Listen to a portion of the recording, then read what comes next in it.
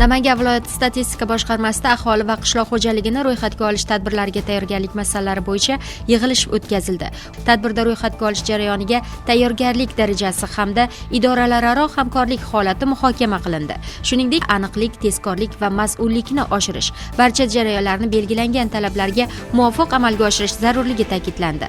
Tadbir yakunida joylarda olib borilayotgan tashkiliy ishlarning samaradorligi, jarayonni yanada takomillashtirish bo'yicha qo'shimcha vazifalar belgilab olindi.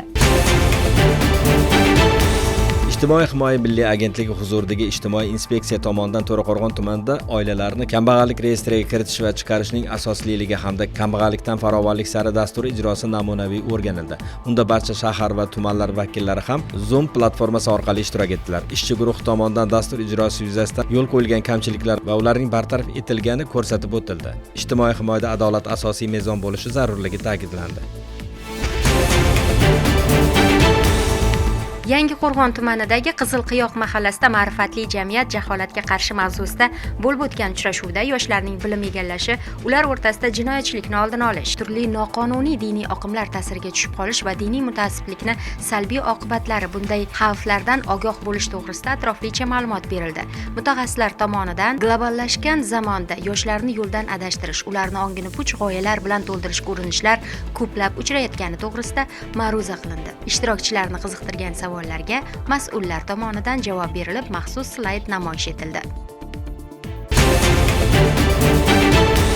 Hudud Gaz Namangan gaz ta'minoti filialining call center xizmati orqali aholining murojaatlari bilan ishlash tizimi tobora samaradorlik kasb etmoqda. Hozirga qadar call center xizmatiga jami 30.685 ta murojaat kelib tushgan bo'lib, ularning 25.231 tasi ijobiy hal etilgan, 5.139 tasiga tushuntirish berilgan, 315 ta murojaat esa yozma ravishda ijroga qaratilgan.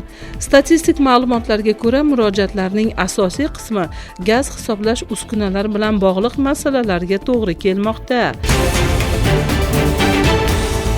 Namangan viloyati ma'muriy sudida ochiq eshiklar kuni o'tkazildi. 9-dekabr Xalqaro korrupsiyaga qarshi kurash kuni munosabati bilan tashkil etilgan tadbirda Namangan yuridik texnikumi o'quvchilari ishtirok etdilar. Dastlab viloyat ma'muriy sudi raisi sud huquq islohotlari haqida gapirib, ma'muriy sudlarning faoliyatiga to'xtalib o'tdi. Shundan so'ng sudyalar tomonidan yangi tahrirdagi O'zbekiston Respublikasi Konstitutsiyasining mazmun mohiyati, korrupsiyaga qarshi kurashish bo'yicha amalga oshirilayotgan ishlar, xotin-qizlarga nisbatan tazyiq va zo'ravonlikni oldini olish yuzasidan tushunchalar berdilar. Erkin muloqot tarzida kechgan uchrashuvda o'quvchi yoshlar o'zlarini qiziqtirgan savollarga atroflicha javob oldilar. Yakunda yuridik texnikum o'quvchilari viloyat sudining faoliyati, bu yerdagi jarayonlar bilan yaqindan tanishdilar.